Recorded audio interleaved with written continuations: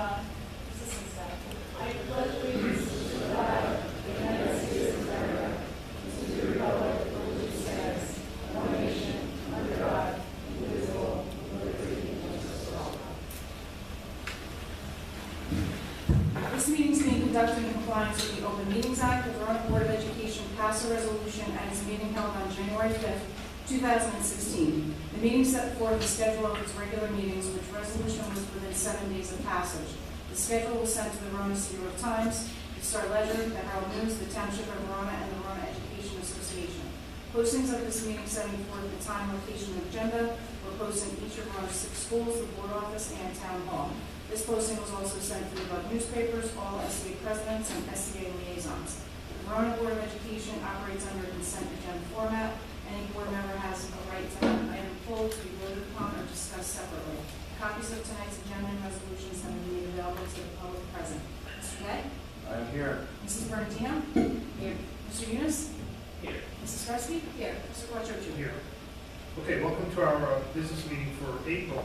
We have 2 presentations tonight. First, we have Mr. Cogdill at Verona High School presenting our Students of the Month, Mr. Lancaster, and then we have our annual budget presentation. But before we do that, do we have any questions or commentary on any of the agenda items?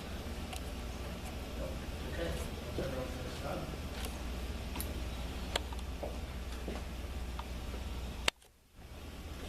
Thank you, Mr. Martinez. For my favorite thing to do all month is Student of the Month. I didn't see Rebecca Seaver here. Is she here tonight? No. She might be in sports, but I'm going to read it to you anyway. She's the grade 9 Student of the Month. Grade 9, Rebecca Seaver. Rebecca takes 3 honors level courses: honors modern world history, honors biology, and honors geometry. For the 3rd marking period, she earned an A- or greater in each of her classes. Rebecca has also been present for every day of school this year. Ms. Kolar says Rebecca possesses all the qualities of an outstanding student. Rebecca is inquisitive and self-motivated. She's a critical thinker and a problem solver who shows a true passion for learning. Her strong work ethic is evident in her success in the classroom, as well as her devotion to the music program. I know she's not here, but I'd like to give her a round of applause.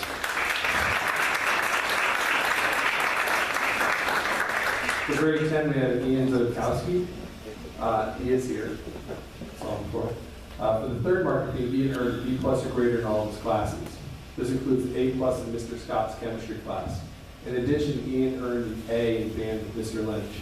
Ian has been present for every single school day this year, and he arrives on time each morning prepared to tackle the challenges of each course. Mr. Slutchkowski said that Ian works extremely hard, and Mr. Scott said Ian continues to impress not only his understanding and mastery of the ideas and skills, but his work ethic and perseverance serves as a model for his peers. I'd like to congratulate Ian.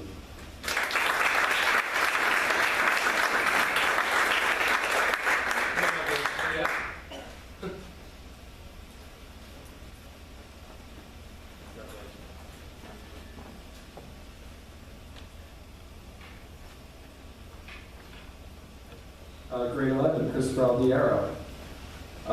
Chris earned an A or greater in all of his 3rd marking period classes. This includes AP English, AP US History, AP Environmental Science, and Spanish 4 honors. In addition, Chris has not been late to school for even a single day this school year. Mr. Feynman said Chris is a hardworking, polite, passionate student. Chris has been doing great work with the Marine Biology Club and setting up a proposal to have more environmentally friendly water fountains installed in the school. Chris is a very hardworking student excelling both physics and AP Environmental Science classes. Chris is always willing to work with any student and shows all staff and students the same level of respect and courtesy that he would like to receive. Chris is very much a role model for all students at VHS.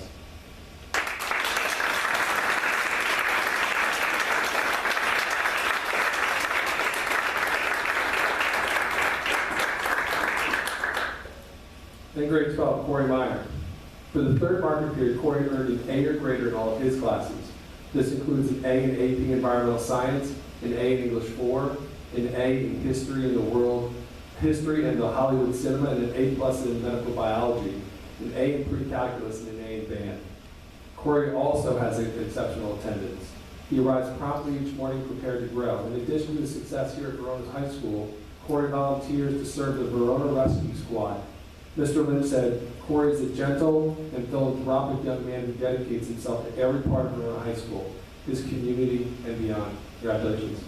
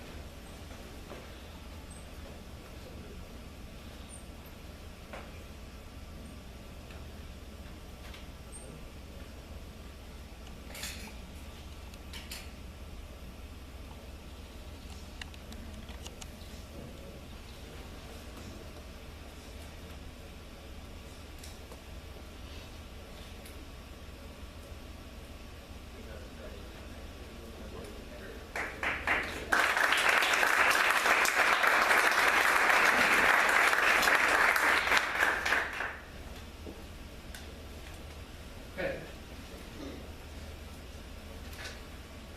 Mr. Condon, are you leaving? I'm going to walk them out. Would you like me to come back? No, I just want to say goodnight. No.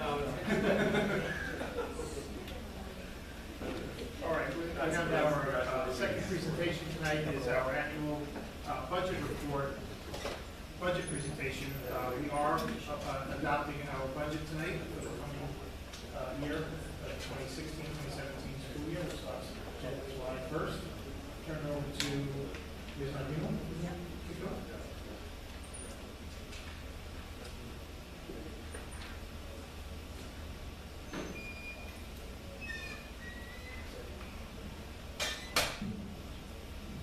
I can't believe a full year has gone by and I'm standing here. This is my annual presentation. It's the only one I do, and a whole year went by, so it's really shocking to me. Joe, it's okay if I just move this up a little bit so I don't have to pull in? Okay. So again, this is the 2016-2017 budget hearing that we're required to give every year by statute. And I usually do everything on the mouse.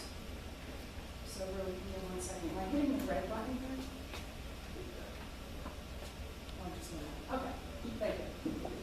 So the budget timeline starts, I think every principal and staff member feels that it starts as soon as we start the school year, because we start putting things together really in October, but we start meeting with the administrative team in November. Building budgets are submitted to the superintendent and the business administrator for review. January, February, March, and April, we're meeting as finance committee to go over the budgets, but this year we did something a little bit differently, and we divided the budget up by departments. So each, the beginning of the month, each board meeting we have when we do our committee reports, we took those line items out of the budget and put the budget in those committees to discuss too. So that worked out really well this year. There will be something.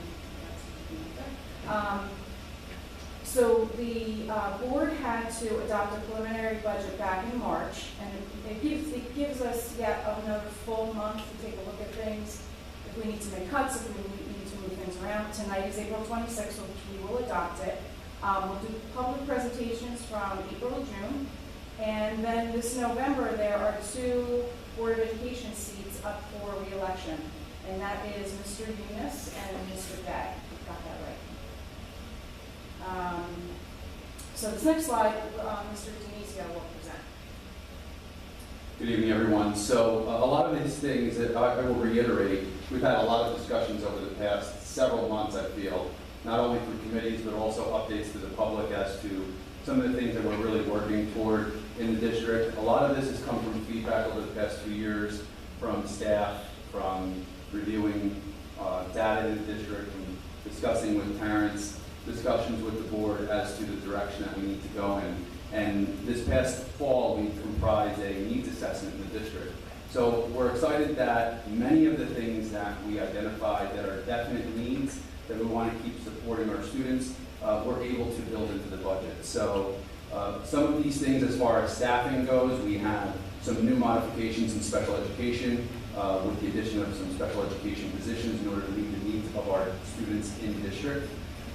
We also have, from a staffing perspective, we have an increase to our vocal program at the high school and a slight increase in our band program to accommodate the increased demands with the increased enrollment in the music program.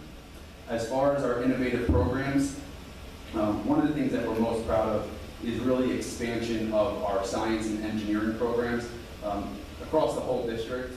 Primarily, we've been spending a lot of time with that in the middle school level and at the high school level. So increasing our STEM opportunities is something that we've really been focused on, and a lot of curriculum improvements that come along with that increase. Next year, our focus as far as increasing technology, we're going to be increasing the number of Chromebooks in our district. For the first year, last year, 2015-16, we've spent a considerable amount of resources at the elementary, middle, and high school level. For next year, we're just going to be devoting our resources financially to elementary, so we're going to be bringing in at least 65 Chromebooks. The hope is that in time we'll be able to continue to add more to our elementary schools, so that way we can help support technology instruction at the elementary level. As part of the budget process, we have some needs as part of the regular cycle every 4 to 5 years of updating some of our computer labs at the middle school and at the high school. We have some pretty significant needs at the high school as far as updating the computers, so that way we can end up running some of the programs. So some of those computers are a little outdated, so we really need to make sure that we're devoting our resources there. As part of last year's discussion with the lacrosse and the hockey parents, the incremental budget increase to the area for pay to play. And then on the right-hand side here of this screen as to what the budget buys, we're going to continue to support our reading and writing workshop at the elementary level and in grade 5. Part of this as well is to provide professional development support to grade 5 at HBW in reading workshop. This year has been the first year for reading workshop at the 5th grade, so that's been a very successful transition. But like with any transition, we need to continue to support that for years to come. So we've devoted resources in order to support our teachers to best impact student learning at the 5th grade level. We have a number of areas for professional development along AP Physics, AP Principles of Computer Science, and AP Microeconomics. Those are new courses that will be taught at the high school, so naturally there will be some professional development that will be necessary as well in order to support our teachers in implementing those programs. Continuing with some readers workshop with the Columbia University Teachers College, and we had this past year a very successful partnership with Fairleigh Dickinson University with the Orton-Gillingham Multisensory Reading Intervention Approach that's been housed at HBW Middle School in the Media Center. So we had 9 teachers in district participating in that after school once a week for the full year. They successfully completed Multisensory 1 and Multisensory 2 of the Orton-Gillingham program. We received a lot of positive feedback from the teachers and specifically from the parents of those children who really benefited greatly from it. So the program seems to have been a really great success, and that's a testament to the teachers who are involved in the program. So we couldn't have done it without them, and we really want to be able to continue to sustain that moving forward. So we're looking forward to year 2 of that cohort, and then we'll reevaluate it moving forward, but it looks like we would like to continue with that process as well with that program, so we could bring in a new cohort of teachers the following year, and then continue to increase our capacity with our elementary teachers. Google Teacher Academy that we had this past year, due largely in part to support of the Verona Foundation for Educational Excellence, VFE, and also the Conference of SEA, who donated a considerable amount of money to support professional development in the district for our staff and to make last year's Google Summit possible and for us to be able to put devices in our teachers' hands. So that was instrumental as well. We had a very successful year. Certainly we received a lot of feedback from our teachers as to what was going well, what are the areas that we really needed to continue to focus on and improve. So the feedback was invaluable. We learned from that. And I think that we did a really good job collectively as a team in order to try to put together the best possible program. With that, teachers in Google Teacher Academy 1 have expressed they would like to continue with professional development in year 2. So we're looking for ways to continue to support a cohort of teachers in year 2 who have participated in year 1. So they have expressed that that would be extremely valuable. And then we also want to bring in a new crop of teachers who have been really excited about the opportunity. So our hope is to try to be able to bring on another 20 to 25 teachers. I think that will be fairly simple to do. When we put out the survey and the application this year, only a couple of weeks ago, within the first day we had over 12 people who immediately applied for the Google Teacher Academy. So that's very promising, and we want to be able to continue to sustain that. And next generation science standards are being adopted, and there's going to be a lot of curriculum revision that comes along with that. We're very excited about the next generation science standards because of the focus on inquiry-based science, and we want to make sure that it's aligned with our curriculum, and in addition to being aligned with our curriculum, that we're providing the appropriate materials for our teachers, and that we're providing the necessary professional development for our staff in order to help them implement it into the classroom. So the past year, we have focused on a pilot program on inquiry-based science in our schools in grades 1 through 8. Feedback we've received has been very, very positive. We're moving ahead as part of the next fiscal year, the next budget year. We'll be able to purchase the new inquiry-based science program that's been very grounded in research. So all things very promising on the science front, and that will be phased in over 2 years and will be from grades 1 through 8. Some of the new courses that we have that will be supported with our budget next year will be the AP Physics 1 at the high school, AP Principles of Computer Science at the high school as well, is open to grades 9 through 12. In the business department, we're introducing 3 new courses. AP Microeconomics is one of our first AP courses in the business department. We also are introducing a business law class as well as a marketing, advertising, and sales. As far as more of the engineering, bringing in more STEAM, more STEM, science, technology, engineering, and math, trying to infuse more of the arts in that as well for creative thinking and problem solving. So our technology, engineering, and design, our tech classes at the middle school level have been overwhelmingly well received by our students. Some of the highest elective course enrollments that we have. Also, the computer programming at the middle school has been tremendous as well. So Mrs. Hart and Mr. Kish have done a real tremendous job. At the high school, we're fortunate to have very skilled teachers in these areas as well. Some have been veterans here, others are new to the district. And we're excited about the new courses that are going to be able to provide students some new and unique opportunities to be working with some materials, working collaboratively with one another, and also engaging in problem-solving ability more aligned with the 21st century. So you see more of the classes like architecture pathway, application pathway there as well. And along the lines of our vocal program, our music program, next year we're going to have a new elective open to all students in vocal. So the striking a new chord will be able to fulfill a fine and performing art graduation requirement, and also introduce our general student population who perhaps is not involved in the arts to a course that perhaps they may be interested in that will allow them to experience music in a different way. So Mrs. Ma and our high school team have been hard at work this year developing a new course that would be able to reach out to a broader population. And the chamber choir will be a differentiated approach, a higher level choir for our upperclassmen through audition that will be able to participate at Verona High School. And as far as HPW goes, we're going to continue to support the technology, engineering, and design, the tech classes with curriculum revisions there. The work in grades 5 through 8 that I discussed earlier around the next generation science standards with our science pilot program, our inquiry-based science, and also the revisions to our grade 5 reading workshop classes to continue to make sure that our curriculum is aligned. We've spent this past year receiving feedback from our grade 5 literacy teachers, so that feedback is critically important to now go back and make revisions where necessary. So that way, it's a nice fluid living document that we're working with in grade 5 for reading workshop. And at the elementary level, once again, as I mentioned earlier, the inquiry-based science program is something we're very excited about, especially at the younger level, to be able to provide for teachers the necessary materials, curriculum, and support that they've been asking for. Curriculum initiatives, many of these are just regular updates that we do as part of our curriculum cycle.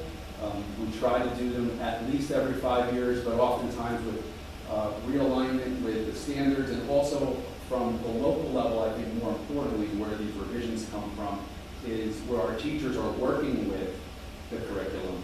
And then when they're implementing instruction in the classroom, realizing that there are certain things that they can add to the curriculum. So we want to make sure that these curriculum documents are living documents and that those necessary changes are being reflected in the curriculum, so that way they're meaningful and there's a lot of collaboration and a lot of meaningful dialogue around these changes that are occurring to improve the experiences for students in our classroom.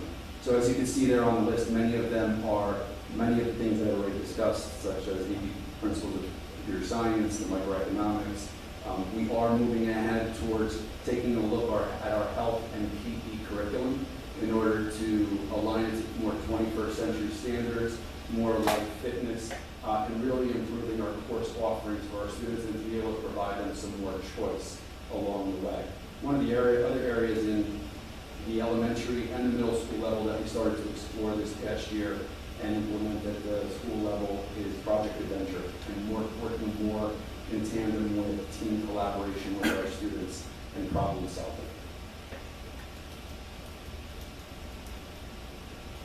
And as far as special services, many of the programs that we're going to still be able to, that this budget still supports, is the continuing programs you'll see there on the left-hand side, our LSS classrooms in pre-K through 8, our LLD classrooms in pre-K through 6, a resource room, our pull-out, our supplemental instruction, our ICI, our in-class instruction, all of those things that make our special education program strong, we are still able to maintain in this budget. In the middle column there, you see our continuing services that we're able to provide. So still maintaining all of those components that allow us to provide a robust education for our special education students. So all of those things are continuing services and programs. Nothing has been cut from the special education program. If anything, there are initiatives that we have in the far right-hand column that allows us to further enrich the opportunities for students. Oftentimes, I should say not oftentimes, but sometimes students will go out of district for programs for education because perhaps we don't offer programs here that meet their needs. And as part of an evolving organization, we're always taking a look at what are the things that we can do here in Verona that make the most sense to meet students' needs, and can we do that in a cost-effective manner that meet our students' needs here in Verona and allow us to move forward as a successful district. So on the right-hand side, you see that at FN Brown, we will be having the LLD class that will be housed there next year. So not really something that costs money, but it's more of a continuity of instruction and management that allows us to make the program even much more successful. The reorganization of Verona preschool program, our LSS classroom, our PSD classroom, and a restructuring of our grades 3-4 preschool program that's been here in Verona for many years. So we feel that some of the reorganization here, once again, is not costing the district anything, but allows us to provide services that are much more efficient to our community. There's a language sensory social program, a rethink curriculum that Mr. Moriello is bringing into the district as well. So this budget will be able to help support that. And from a special education programming needs at the middle school, we're bringing on an additional special education teacher to meet some of our demands and some of our needs, and be able to provide the support in the LLD classroom in grades 5 and 6. And then all the way at the bottom on the right-hand side, we've also taken a look at the teacher assistant, our instructional aides in the district, taking a look at some of the certification requirements, and making sure that based on federal law that we are in alignment. We recently became a Title I school district based on some Title I funds we received. So once we receive those funds, it does trigger a requirement for us to meet the federal guidelines. So Mr. Moriello and team have worked very closely this year in order to make sure that we communicated with our instructional aides, who we're calling our teacher assistants, in order to be able to support them from a certification standpoint and also be able to support them in meeting those requirements as established by federal law, and just doing some more restructuring so that way we can become even more efficient as a department and as a school district. And I'll pass it back over to Ms. Marina.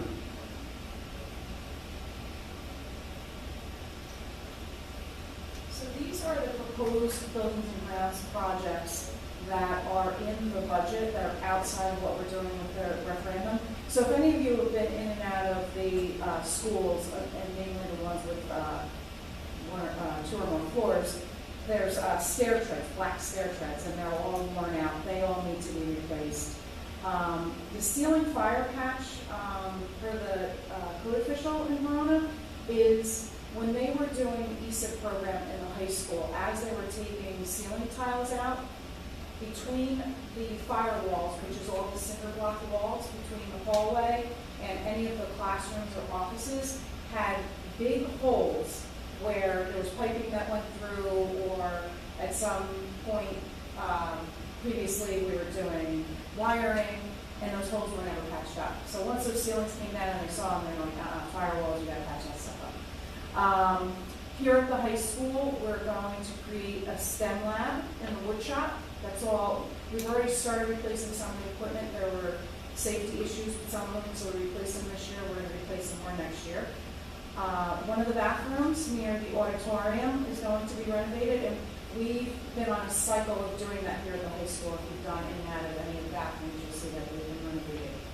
Boilers for the gym and for adjoining classroom over at Lanning, that area needs 2 new boilers. So we're either going to do it out of this budget, or we're getting a credit on the ESIP program where we updated all the lighting, and we had one of our contractors do some of that work. We'll get a credit back, and we'll probably either pay for the boilers out of this budget or the ESIP plan.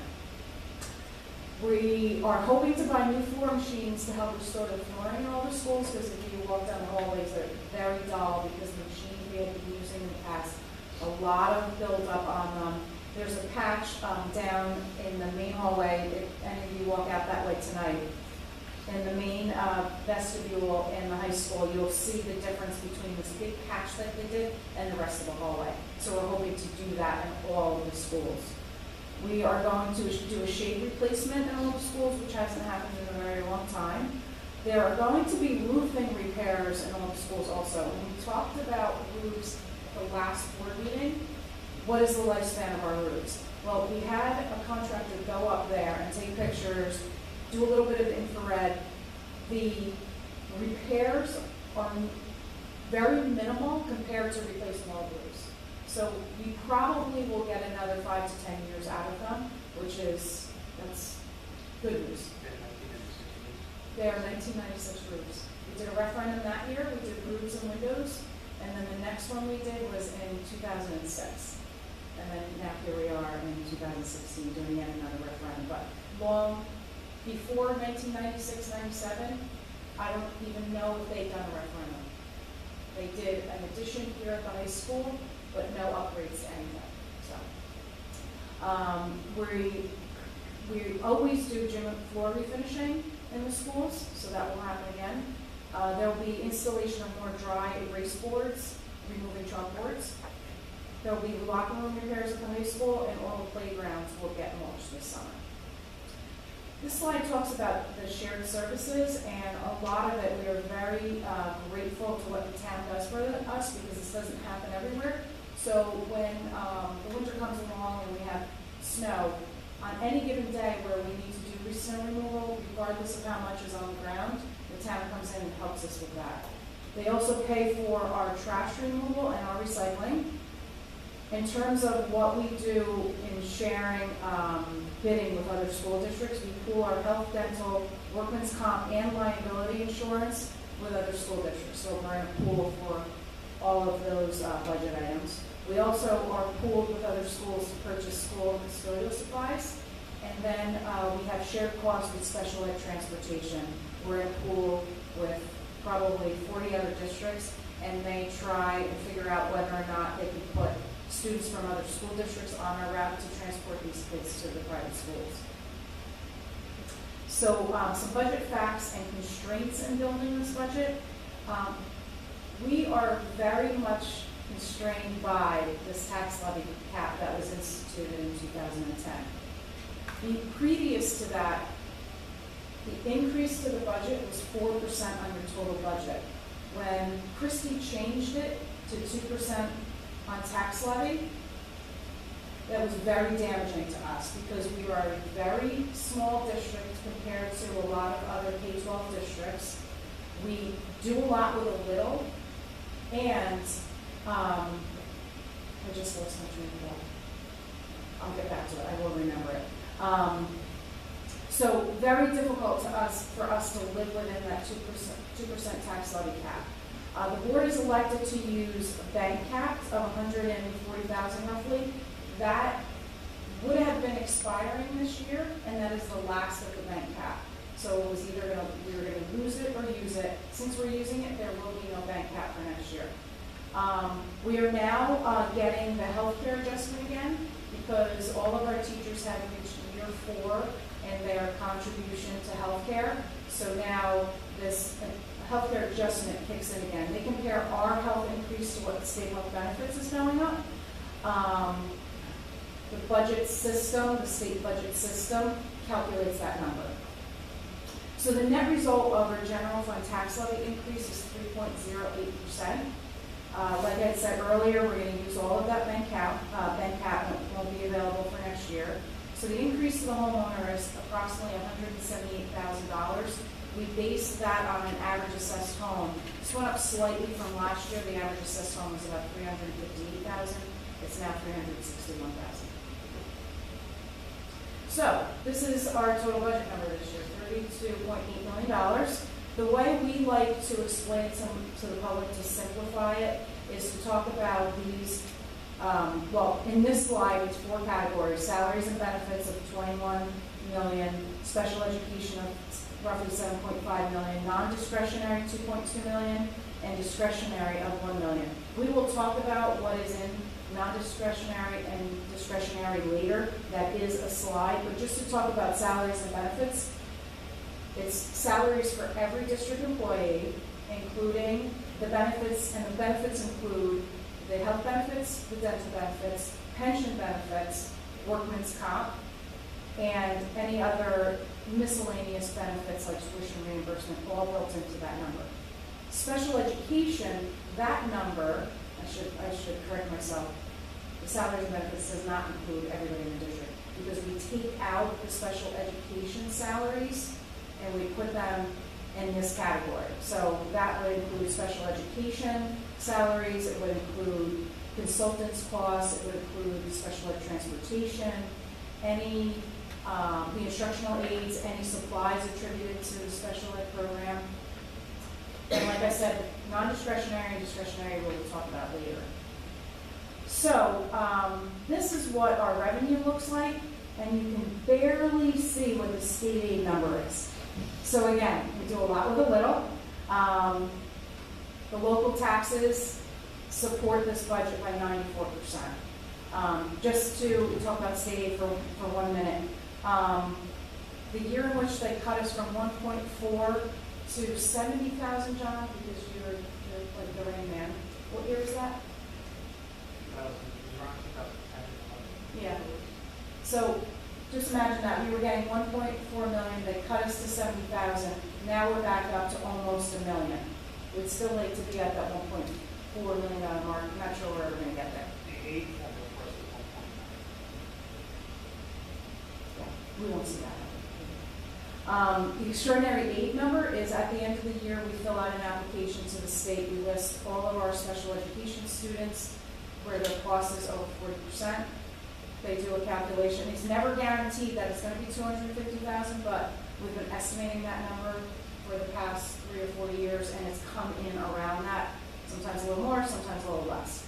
The tax relief number of $221,000, that number comes from the previous year's budget, comes from the 13-14 school year, because that audit was finished, and any number, the 2% over what your expenditures are, automatically goes to tax relief. Anything above 2%, you're allowed to put into maintenance reserve or capital reserve. So that number is always a calculation at audit time. So whatever the number was at the end of 14-15, this past budget, will go into the 17-18 budget. So you'll see that number will always be changing. Tuition, we have regular students that we accept. We have preschool students we accept from other school districts.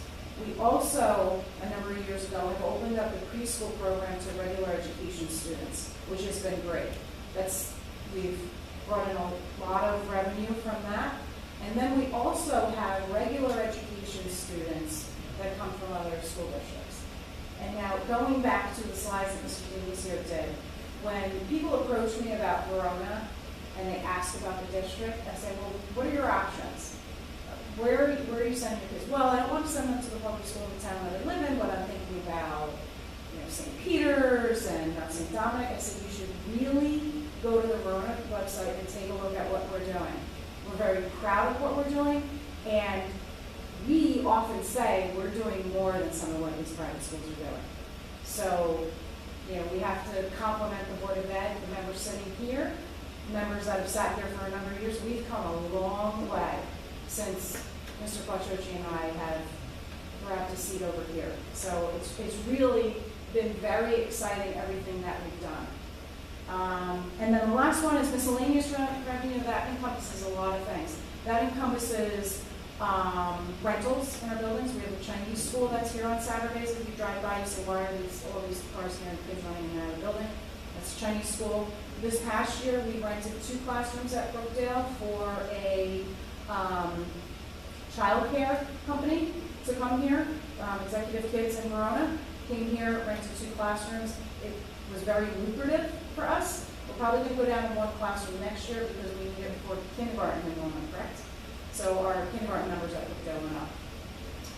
The other thing is we get reimbursement for the government for our telecommunications. It's called E-rate.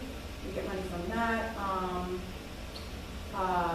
Every year, every school district does this recertification of tuition charges. So if we send a special education student out of district, the state makes them recertify their tuition rate for the previous year.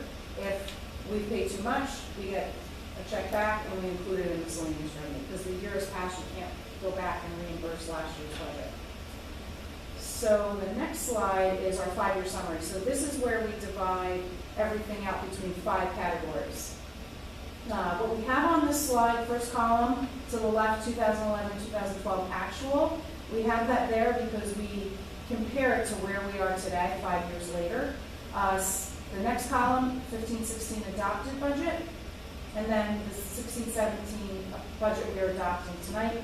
You'll see that the 1-year change, if you go to the bottom, there's a 3.03% increase. You go back to that tax levy slide, you'll see that it's a 3.08. It's not dollar for dollar because of what the revenues involved. So I'm not going to go through this line by line because we talked about the salaries, we talked about the benefits, the special education, and again, well, I guess what I will say is one of the things, again, that we're proud of is that we're able to increase the non-discretionary funds and also the discretionary, because there is so many things that we do now. You want to see that you're earmarking money towards those things like curriculum, like increasing AP classes, certainly providing more money towards athletics because we have a lot of pay for play. So we have 2 sports that we're, the lacrosse program and hockey program, where we've designated money and we have a 5-year plan that's going to be fully funded by the board. Same thing with now soccer. Based on the numbers in the 8th grade, we know that we're going to have a 9th grade team, a freshman team. So we met with those parents, and that will be a 5-year plan. First year is going to be fully funded next year by the parents, and then the board takes the piece going forward. One thing on that slide, that discretionary line, that $1,041,000, a little over 70% of that line is education. Right, classroom items, right. So the benefit costs. The listed there, the 4 different plans are what it costs for the Board of Education when I pay the bill. That's not the number reduced by what people's reimbursements are. So you get a bill every month, family plan is $27,000. Annual, right. It's yes. So that's annual over 12 months. We have 201 staff members that carry benefits at a cost of approximately $4.3 million, less the employee contribution of approximately $1 million.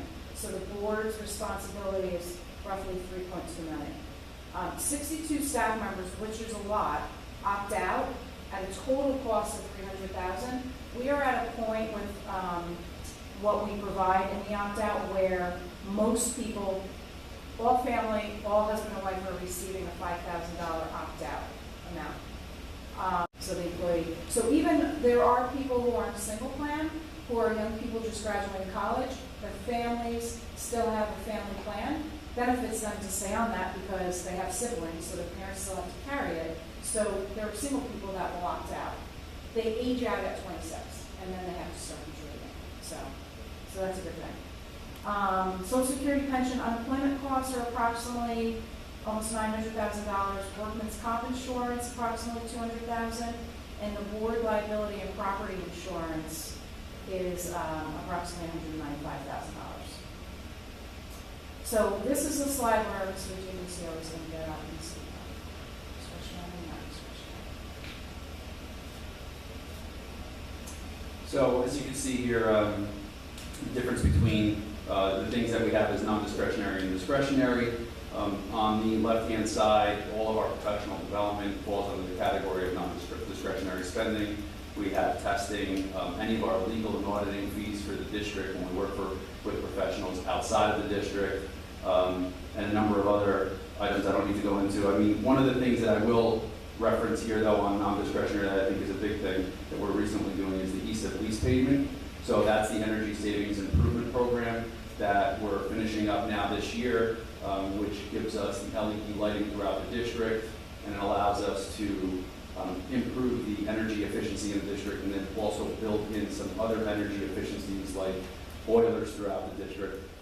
And through that savings on the energy consumption, we're able to make these other improvements without additional burden to the taxpayer with another referendum. So that's been a very efficient way for us to go into a bond that doesn't cost the taxpayers anything additional, but allows us to improve our efficiency as far as energy consumption, make some improvements on things like boilers and heating controls and things of that nature that we wouldn't have to go out to the taxpayer for another referendum on. So it's a creative way of being able to get some more work done, and that's been very successful this year. On the right-hand side, under discretionary spending, these are the things that really get into our schools and we see tangibly occurring in our classrooms and within our buildings. So, for example, the classroom supplies that our teachers and our students are working with. And this goes back to what Mrs. Nardino said before, when we're talking about increasing the amount of discretionary spending we have, putting more resources in there. 70% of this fund is based on educational needs like our guidance and help and classroom supplies, materials in our libraries and media centers, the athletics and co-curricular, and our computers and printer purchases. And in this area would also be what I referenced earlier along the lines of the purchase on the finance for the Chromebooks throughout the district. So we're bringing on another 65 Chromebooks at the elementary schools. We have approximately, I would say, we're probably up to about 950 Chromebooks in the district right now. So we went from 0 wireless devices about a year ago to almost 1,000, and that number keeps increasing. And we're doing that in a very efficient way because the Chromebooks are very cost effective, and we have a very good support system in place in order to make sure that we can bring them into the district and we can support them from an infrastructure standpoint with our IT department.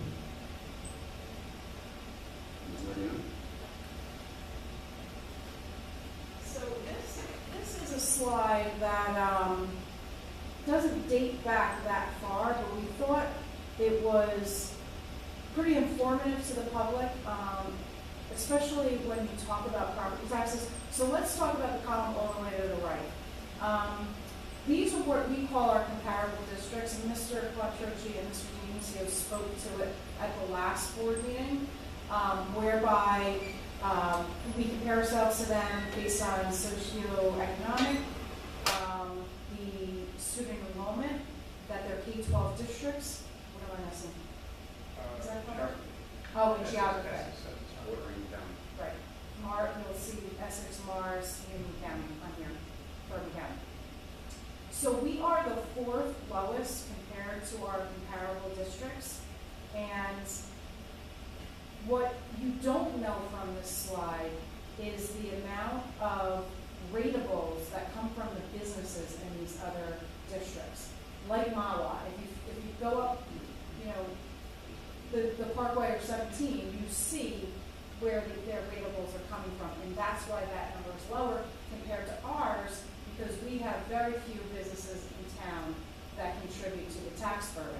So we feel that that's a very good number compared to all the things that we offer here in Verona. And then as you look at, we'll go over to total per pupil spending, out of all these districts, we are the lowest.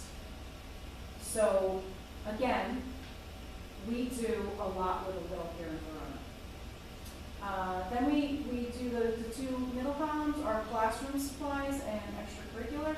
Classroom supplies are all of those things we talked about that are discretionary. we're the sixth lowest, so we're kind of in the middle of the pack, which I think is a good place to be. And extracurricular, we are the lowest. However, you know, again, we have a very tight budget here, so sometimes the extracurricular accounts are not where we can always put the money, but we do get by, and we have very successful programs. You think about the music program and how successful that is. We compete against very large schools, and we're walking away with all the trophies. Same thing with our athletic programs. Group 1 school, when you talk to people, they are amazed by how successful we are, how far we go in state playoffs and conference championships, county playoffs, and the teams that we beat.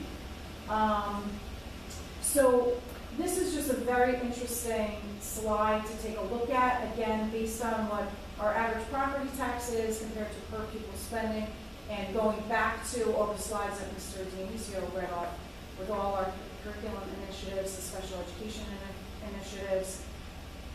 It really is something that's quite remarkable that we do here. So this last slide, forgive us for the font being so small and the line going through. The line going through it means nothing, it's just the slide that was picked. But the font is so small because there's so many schools. When you go on, this will be posted to the website. When you go on the website, you can take a look at all these schools that the students have been accepted to. And again, we're very proud of what we do here in this district. So it's almost like this isn't a budget presentation as much as it is how proud we are and everything that we do. And then ultimately, the kids get into top colleges because of what happens here in Verona. So I don't know if there's anything Mr. Dionisio wants to say, or Mr. Quattrochi. Okay. All right, well, thanks for coming out.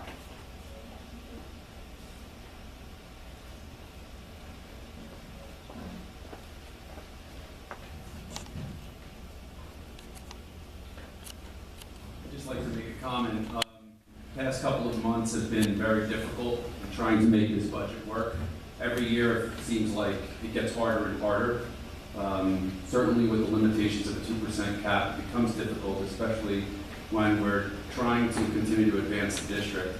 I'd just like to credit the board for the countless hours of work on the budget this year, and Ms. Nardino. They did an incredible job, an incredible amount of insight in all of our committee meetings, and a lot of discussions around how we can try to make as many things work as possible, so that way our students really benefit. And I feel that we've come a long way in the past 4 to 5 months, and it's an incredible testament to the Board of Education and to our administrative team and to all of our teachers here in the district to do a phenomenal job. So we're very proud of everything that we're doing here in Verona, and we want to continue to sustain that success. So we're very pleased with the progress we've made in the past couple of months. Okay, let's do superintendent's report, and we have 2 committee reports.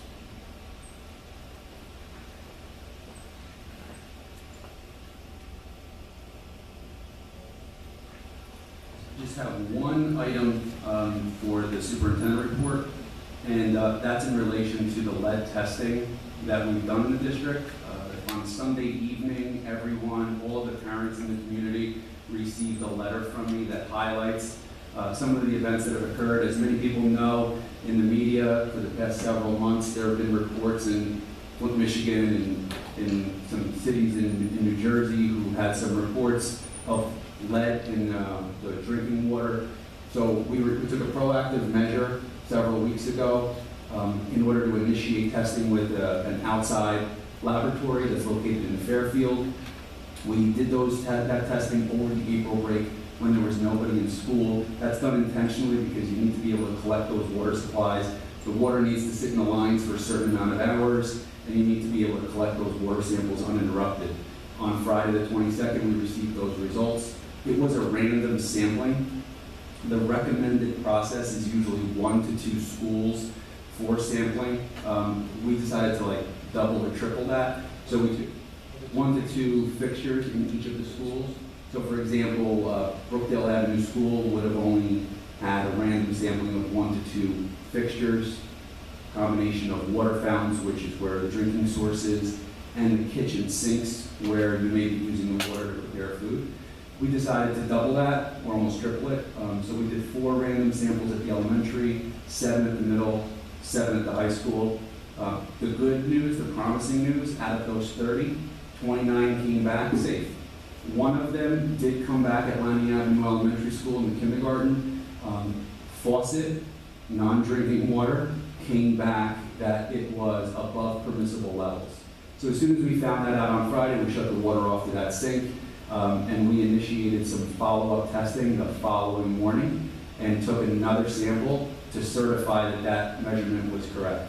So we did that. In addition to that, because it was located in the kindergarten classroom at Lanning, we saw that both kindergarten classrooms, of course, they have water fountains, for those of you who don't know, for the little ones, so they don't have to leave the classroom. So we thought it prudent to make sure that we took water samples of those fountains and the sink in the other kindergarten classroom. Yesterday afternoon, I received the results from those 4 fixture tests. The faucet in the original kindergarten classroom came back lower than the original test several weeks ago, but still above permissible levels. Therefore, sink is still shut off, it's not usable.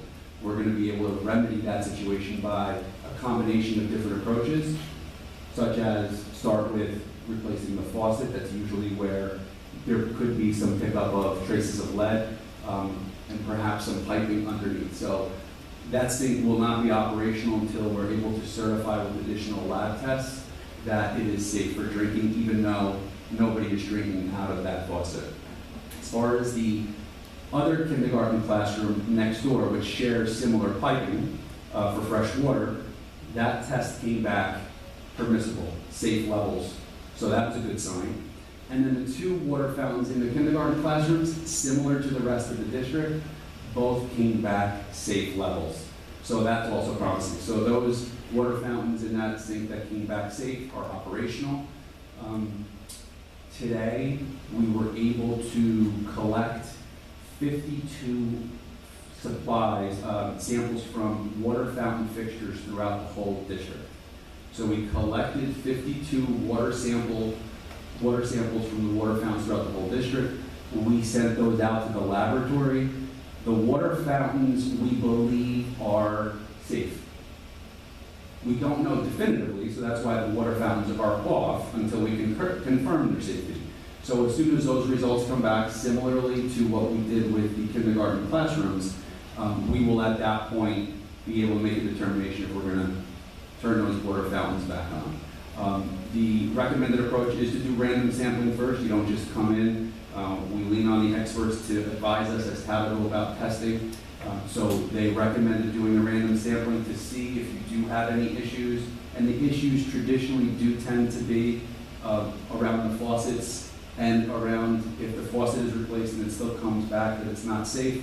The next level of intervention or remediation would be looking underneath the sink, replacing some of the piping with current new piping, and then retesting, recertifying. From there, if there are still issues, then it has to be the piping that goes back behind the wall, and it could go all the way back down to the water main. And you would just continue to replace piping and testing it accordingly. We don't believe that that's the issue that we're dealing with. We won't know until we begin to remedy all the situations. We did send a letter out on Sunday evening to notify all of the parents in the community what our steps were, taking every possible precaution to ensure the safety of all of our students and our staff. And yesterday, we also had Mr. Verona, principal at Lanning Avenue Elementary School, communicated with all of the parents there about some of the details I just shared with you around those kindergarten classrooms, around the water fountains, and what the results were that we received. So that's the status. We expect that the results, as you can imagine, this lab, the water lab company, is inundated at this point, not by Verona, but from some other nearby communities. We have 52 samples currently that we sent out. We will continue to send more.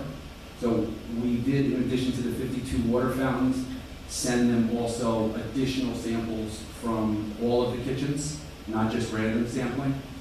We're going to await those results. We expect that those results should be back within about a week or so. We did ask for them to be expedited. they are dealing with tens of thousands of samples from other communities, and they're overwhelmed right now. So, but we expect that we should be able to receive these results within about a week or so. And that's all I have for the superintendent report this evening. Okay, any questions? All right, we had two committee reports. Both of them were pretty straight away in terms of agenda. Education committee met on Thursday, finance committee met on Friday. The agenda for both was in and around the budget.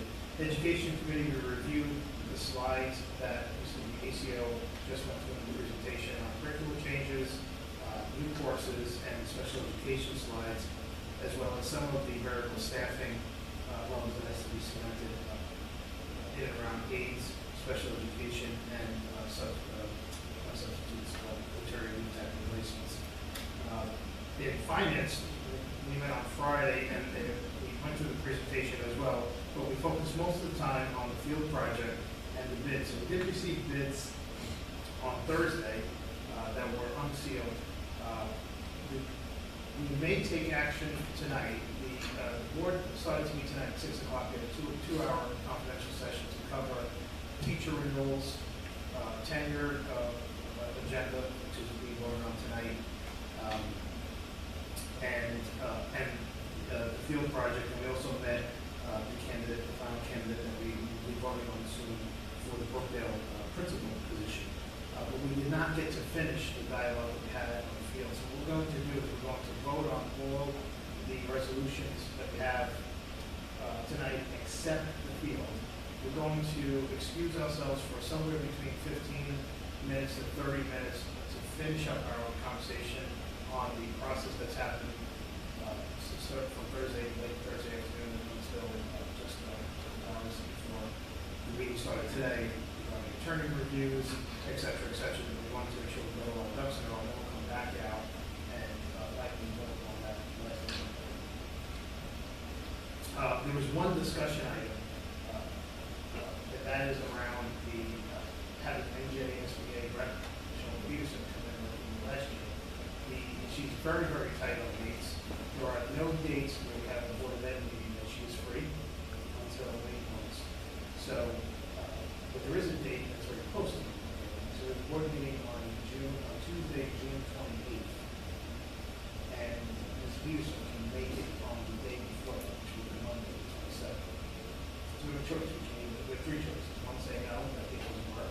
Two, say okay, and we do school boards and goal setting on Monday, and then have a regular meeting on Tuesday, or we simply move our meeting from Tuesday to Monday, have a confidential moment, have this Peterson be the speaker for that night, go through the process on our goals and all the things with our business. I'm good for the 27th. That works. 27th to the 28th. Yes. Ms. Two, Ms. Three? Yeah. All right, so let's go ahead and we can change the calendar. Okay, and then we'll go ahead and do our resolutions. John, just real quick, on this contribution. Sorry. The athletics committee did meet on Monday, this month, after the talked about the athletic questions and final review, just with the numbers only on it. We did talk about the soccer, freshman soccer, and how we work through the big play over, I think it's a 5-year, but it was in the 4-year practical launch. It means that we'll be able to get that. So that's okay. I just want to bring out because based off the popular demand, but based off the number of students in there that are coming up into the ranks, and we definitely felt that was an opportunity to add freshman soccer this year, or this coming year, and make sure that we were. It's on the same schedule that we agreed to. Across the top, yes. So the first year, the cost of paying for participants. Entirely 100% by the parents. And then the next 4 years, it steps up. 75, 50.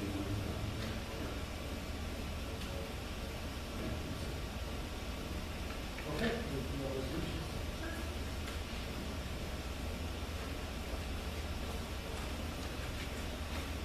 Resolved that the board approve resolutions number 1 through number 19, addendum resolutions number 1 through 5. So moved. Second. Moved by Mr. Day, seconded by Mr. Sessions. Any questions or comments? I have one question. Under education, number 6, the $8,000 for audio services for the graduation. So is that the video that they have to purchase with parents, or is that the projection on the screen? It's a combination of the two. One of the things and that's been an existing cost that's been in the district for several years, at least as far back as moving to Caldwell University. One of the things that Mr. Cogdill is looking at with Ms. Nardino is, can we become more efficient in that area? So because of the timing of it this year, with Mr. Cogdill being his first year, and that's booked out well in advance contractually, but looking for next year, towards next year, we're going to see if we can do that a little bit more efficiently financially and utilize those resources for other areas in the budget that can affect kids. Okay, and that covers both graduations, the 8th grade and the 4th grade and the high school. So that's one Correct. fee for the whole. Correct. Just like the rental of Caldwell University is for the day, so that we get to benefit from having the HBW promotion ceremony from 8th grade to 9th grade in the morning, and then in the evening we have Caldwell University for the VHS graduation. You're welcome. Mr. Quattrucci, is the video offered to parents for purchase? You know, I thought it was. I thought it was. I don't know if it's available for purchase or it's broadcast. I don't know if it's purchase. Well, I asked you to use it to purchase. Yeah, so we didn't buy We anything. didn't. No. So it used to be that when we had a graduation ceremony too, because they were outdoors, and 50% of the time we got rained down when it was broadcast, we did simulcast in the auditorium, for folks who couldn't fit on the grandstand in the field. So the course has been out there for a while, and Mr. College did take a look at the purposes of it, and it's a tribute, I should have seen that. I have a question on the Verona item number 18. This is 1650, which is for the inspection and testing. I'd like to see a change order on all that. We did have a change order the last meeting, but there was no dollar amount. Okay. So this is what we approved for them to do the inspection, but now this is what the cost was. And the same thing with the second one. Yeah. So we knew that there was the pipe, and they needed me to approve the work, and now they have the cost. Okay, so we'll roll. Mr. Day? Yes. Mrs. Bernardino? Yes. Mr. Eunice? Aye. Mrs. Bresky? Yes. Mr. Quattrucci? Okay, so we're going to do two things right now. First thing, we'd like to now officially welcome Ms. Nicole Studo, who's, as of tonight, our new Brookdale principal, replacing Mr. Rambola, and she's already stepped right in front of him there in the seat. Not another way. Exactly. So if you'd like to come up and say hello to the community, that would be great. Good evening. Thank you. First off, I'd like to just thank the members of the Board of Education, Mr. Dionisio, as well as the administrators and staff members that served on the interview committee. I'm very excited to be here in Verona. It's a great community, and I look forward to the many years to come, building on and celebrating on all of the great things that are already happening in Verona. Just to give you a little bit of background on myself, I'm currently serving as a K-5 instructional coach within the Wyckoff Public School District, a position that I've held for the past 2 years. And at the building and district level, I work closely with the teachers and support them in both pedagogy and practice. Within Wyckoff, I have led professional development sessions and written curriculum, specifically in the areas of Readers and Writers Workshop, inquiry-based science and math and technology, most recently a one-to-one Google initiative in 4th and 5th grades. And prior to my current position as instructional coach, I taught both 4th and 5th grades within Wyckoff for 6 years. I look forward to working very closely with the members of the administrative team, getting to know and establishing collaborative relationships with the Board of Ed, parents, teachers, and of course, students. I know I have very big shoes to fill at Brookdale Avenue School, but I'm confident that Mr. Rampola and I together will work to make the transition as seamless as possible. So I appreciate the opportunity to be here tonight, and thank you again.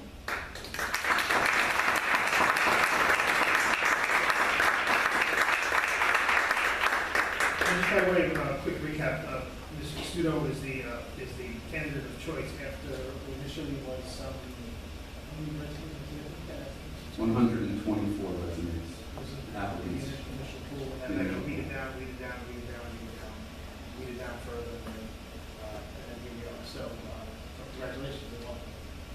Okay, let's have any public comment or question that is from the board. We can maybe do that first, and then we go into recess. Okay, terrific. 2 meetings in a row. I like your time, Mr. Rampola. Rich Rampola, still principal at Brookdale Avenue School for a couple of months. I've had the great honor of being principal at Brookdale for the past 15 years. And I'd like to welcome Ms. Studo on board as my replacement. And I look forward to our work together. And I know that you'll have as an exciting and rewarding a career as I've had there. As you get a sense, Verona is a great community. You're coming into a really special school, wonderful students, outstanding staff. And know, Ms. Studo, that when you face challenges, you will not face them alone. The staff will be there to support you. Parents will be there to support you. It's really a community of learners, and it's a great place, and I wish you all the best. And I'd like to thank this Board of Education, current superintendent, I've worked for many, Ms. Nardino, the current business administrator. 1975, the Board of Education took a chance on me. I know some of you aren't alive, but that's okay. Just longevity. I've been very fortunate, very blessed to have my entire career in Verona. And the commitment that the Board of Education members have made to students all along the way, superintendents, PAs, it's always been about what's best for Verona's kids. We're never settling for just being good. We're always looking at what are we doing well, what can we do better. So kudos to all those people that I've worked with along the way. It has been such a wonderful privilege for me, and I thank you all.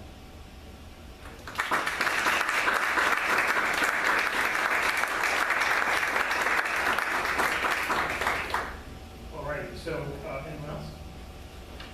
Okay, we are going to need a resolution to recess, and we're going to come back out. Like I said, we need about 15 minutes to tops a half hour, and then we'll be back out on that resolution. I can just read this. Resolve that the board meet in private session from which the public shall be excluded to discuss the topics of negotiations and personnel or potential litigation, which private discussion is being held pursuant to Section 70 and 8 of the Open Public Meeting Act. The matters under discussion will be disclosed to the public as soon as final decisions are made and voted upon. All in favor? Aye. Any opposed?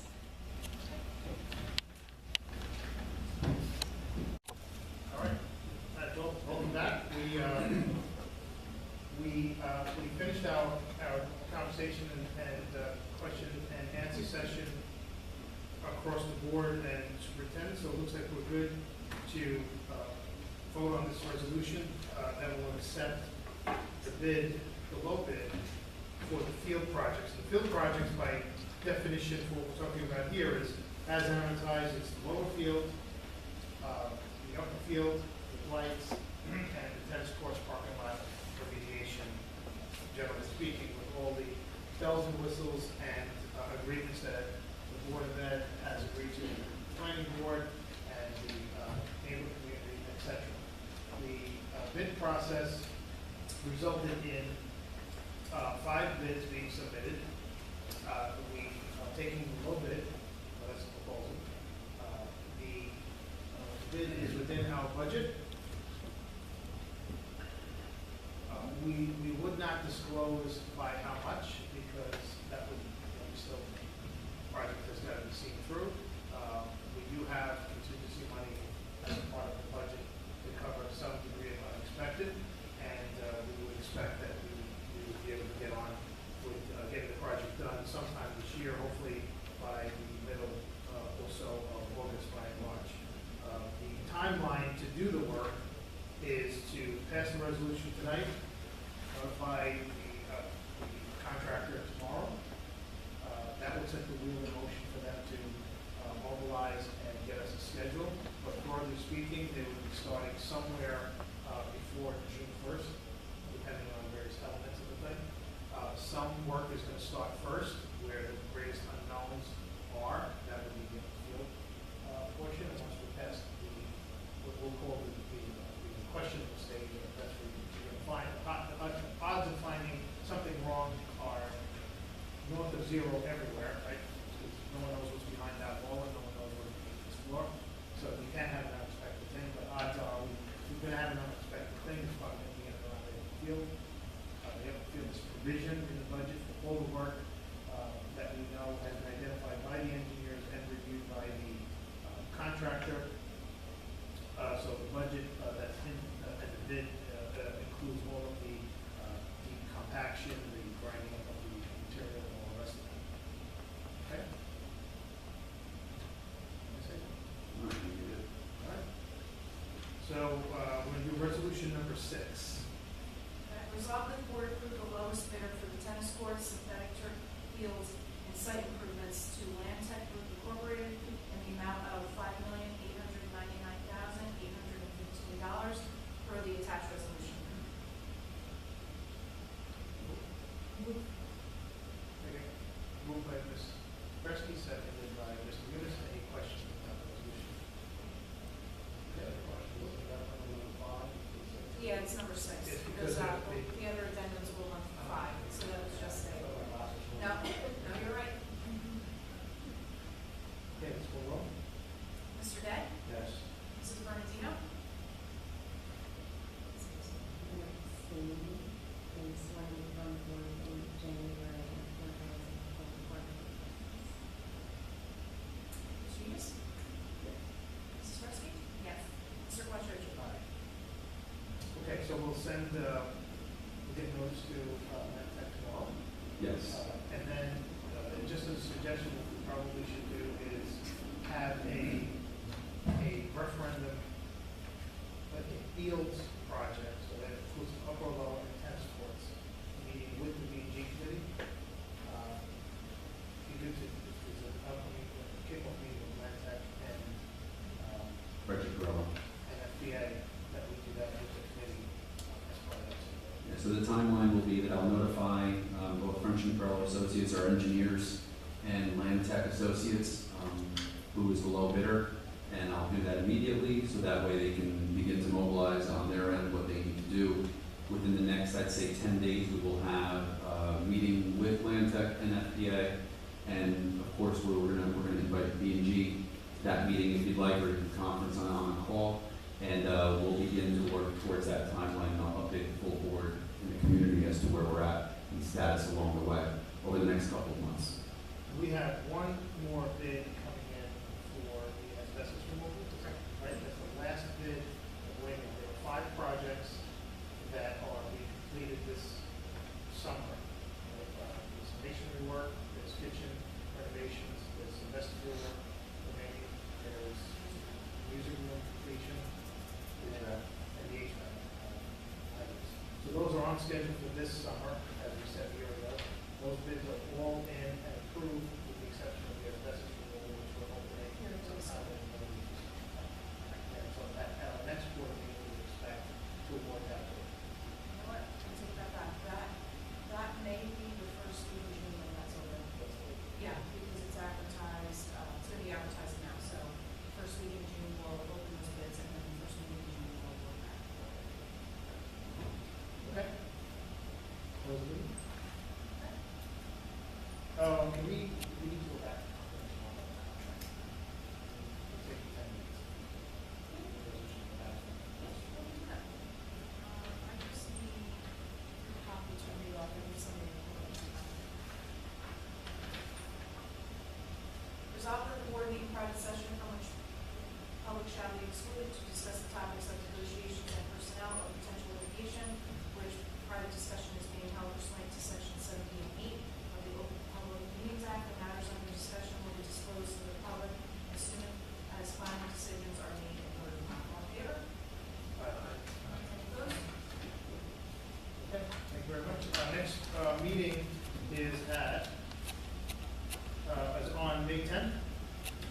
session at 7 p.m. and a public board meeting beginning at 8. How do we take that off so the next person uses it doesn't seem like Step. Oh, okay. So,